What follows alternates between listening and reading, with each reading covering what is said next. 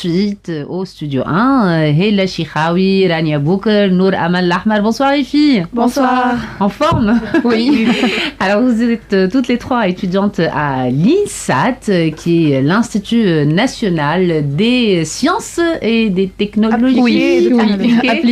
Appliquées de technologie. En effet, vous êtes là toutes les trois ce soir pour nous parler de la Journée nationale de la robotique dans sa 8e édition sous l'intitulé cette année Get Your Challenge. C'est bien ça?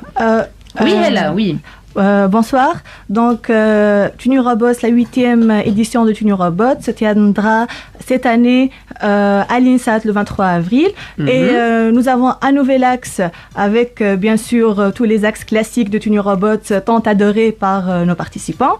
Donc, si vous permettez, on parle un peu des classiques. Je permets parfaitement. Merci. Je permets tout. D'accord. Donc, tout d'abord, on a le concours Eurobot. Donc, le thème de Eurobot cette année est Moon Village. Donc, la mission des robots est d'explorer la Lune et de créer une base lunaire. Donc, les 3 premières équipes vont participer aux finales qui se tiendront en France cette année. Donc je rappelle d'abord que les participants à ce type d'initiative doivent préparer des prototypes. Expliquez-moi. Donc, alors, comme vous le savez forcément, donc... Pas forcément, vous l'expliquez. On va essayer de tout expliquer, comme ça tout le monde va mieux comprendre ce qui se passe. Donc, comme vous l'avez déjà mentionné, la TuniRobots, c'est la Journée nationale tunisienne de la robotique, et c'est la 8e édition qui va avoir lieu le 23 avril à l'INSAT.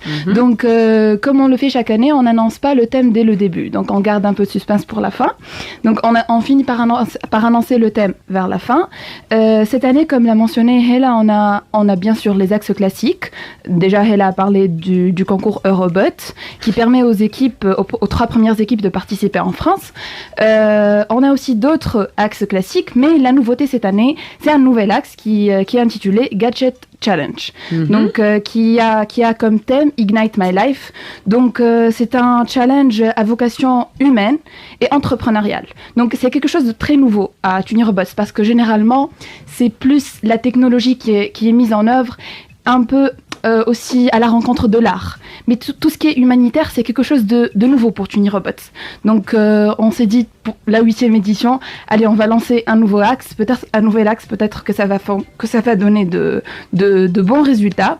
Donc comme on l'a mentionné, donc c'est un challenge qui a vocation humaine et entrepreneuriale, qui est conçu par TuniRobots en partenariat avec Léo Coralis. Donc Léo Club en fait, Coralis. Pour expliquer la vocation humanitaire dont vous venez de parler, il s'agit de concevoir des projets orientés à guider les malvoyants. Oui, voilà. Exactement. Donc, il s'agit de préparer des prototypes de projets orientés à l'assistance des malvoyants et aux personnes ayant un handicap visuel. Donc, c'est 100% humanitaire. Bien. Et le côté entrepreneurial dans tout ça, c'est le fait que l'équipe gagnante, elle va pouvoir créer sa propre entreprise. En effet, le projet qui va gagner va être incubé par un incubateur de projet social et donc le gagnant, il va pouvoir commercialiser son produit. Formidable. Alors bon, il y a une compétition à la clé. Oui. Bien. Il y a des inscriptions qui ont déjà démarré. Oui, l'inscription... Exactement. Elle a déjà débuté le 3 février. Donc, elle est toujours ouverte. Et sans oublier que l'exposition des projets, des prototypes qui vont être préparés par les équipes participantes va avoir lieu le 8 avril. Donc, et l'équipe qui va gagner va exposer son projet le jour de l'événement qui est le 23 avril. Et il y aura une info session le 18 février pour les participants pour mieux leur expliquer le concept du challenge vu que c'est sa toute première édition. Très bien. Donc, alors à qui est-ce que vous vous adressez exactement? Je veux dire, quel est le profil d'étudiants que vous ciblez? Alors, généralement, ce sont des étudiants qui ont quelques connaissances en technologie, on va dire ça comme ça, mais pas que des étudiants, puisqu'on a aussi l'axe junior qui s'adresse aux enfants de 7 à 17 ans. C'est celui que je préfère. Il y a que les petits génies. C'est toujours celui qui est le plus amusant d'ailleurs. C'est vrai. Déjà cette année, c'est sous le thème Pokémon. Ah, donc on imagine que c'est très attractif pour les petits enfants et tout ça. Sinon pour les étudiants qui ont plus que 17 ans, ils ont les deux concours qui sont Eurobot sous le thème Moon Village et Tunirobots Cap qui a le thème Survival.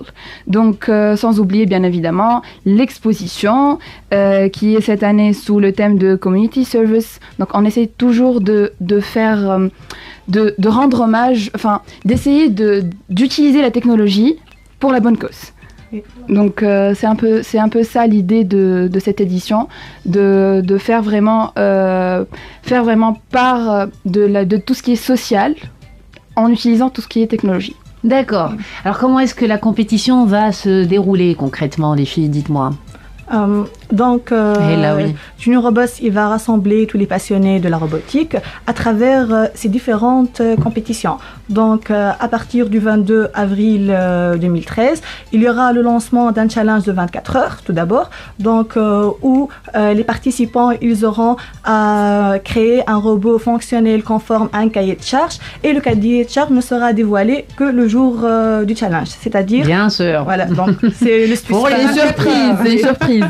Voilà, le suspense. Donc, le 23 avril, il y aura Tunirobots Junior avec tous ses axes. Il y aura le challenge, le concours avec le thème Pokémon. Il y aura également la nouveauté de Tunirobots Junior qui est l'exposition. Donc, les petits innovateurs, ils pourront exposer des projets sur lesquels ils ont travaillé. Donc, il y aura aussi les qualifications depuis le 22 avril de Tunirobots Cap et de Eurobot. Et puis, pour l'après-midi, dans l'auditorium, il y aura... les deux grands concours qui sont Eurobot et Tunirobots Cap. Donc il va y avoir des maps, il va y avoir des robots, il va y avoir des équipes gagnantes, demi-finale, quart de finale, demi-finale et la finale pour finir par choisir l'équipe gagnante. Il va y avoir que gagne l'équipe gagnante. Oui. Il va également y avoir de l'art et du show. Donc, comme on l'a dit, Tunirobots, c'est l'alliance entre art et technologie. Tout à fait. Et aujourd'hui, on introduit un nouvel axe qui est à vocation humaine et entrepreneuriale. Oui, mais qu'est-ce qu'on gagne? Justement, donc, pour le concours Eurobot, déjà, comme l'a mentionné Hela, les 3 premières équipes vont avoir la chance d'aller participer avec leur robot dans une autre compétition, Eurobot, qui aura lieu en France cette année. Super. Et bien évidemment, d'autres prix, des chèques, d'autres participations, plein de choses très intéressantes pour ceux qui sont passionnés par la technologie. D'accord. Alors, c'est une compétition nationale qui a de l'envergure. Oui. Vous tablez sur combien de participants à peu près?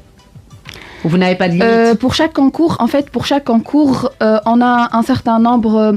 On essaie toujours, puisqu'on a plein de gens qui s'inscrivent, donc on essaie, ils passent par des homologations, il va falloir le robot doit vraiment répondre aux normes des cahiers de charges, donc il y a toujours des homologations et on finit par avoir un nombre assez intéressant, on va dire, environ 8 équipes par concours, surtout pour les deux concours Eurobot et Tunirobots Cap, mais sans oublier, pour récapituler en gros, les deux concours de l'après-midi du 23 avril, ce sont Eurobot et Tunirobots Cap, et les autres axes de la matinée sont Tunirobots Junior pour les petits de 7 à 17 ans, qui a toujours un nombre plus intéressant que les autres. C'est vrai, ils sont plus nombreux? Oui, ils sont plus nombreux. Bizarrement, oui, parce qu'on a plein d'enfants en Tunisie qui sont très intéressés et très passionnés par tout ce qui est technologie.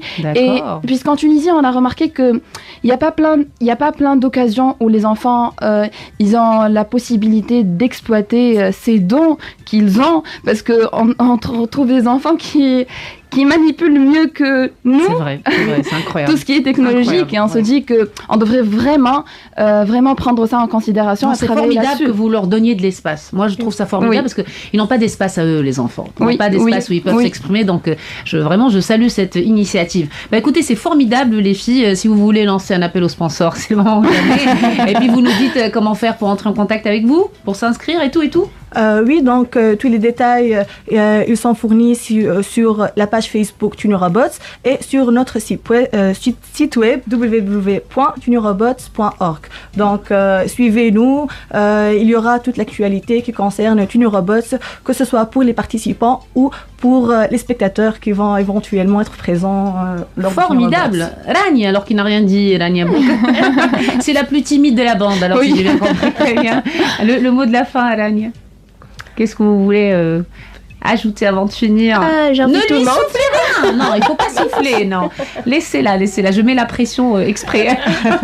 Alors j'invite tout le monde à venir à l'INSAT le 23 avril 2017 pour voir le show de TuneRobots et pour voir les expositions et pour voir surtout l'exposition de la technologie gagnante de notre nouvel ex Gadget Challenge et pour voir tout ce que nous allons préparer pour eux. Ça sera magique. Voilà, personne ne résistera à ce chant de sirène. Écoutez, merci beaucoup. Et la Chikhaoui, Rania Bouk, Nour Amal Lahmar, ça a été un plaisir de vous recevoir, les filles. Et on va certainement revenir vers vous lors de l'annonce des résultats pour voir un peu comment ça s'est passé et puis pour recevoir peut-être les gagnants. Oui, formidable. Merci beaucoup. C'était TuneRobots. Restez avec nous. On va écouter de la très belle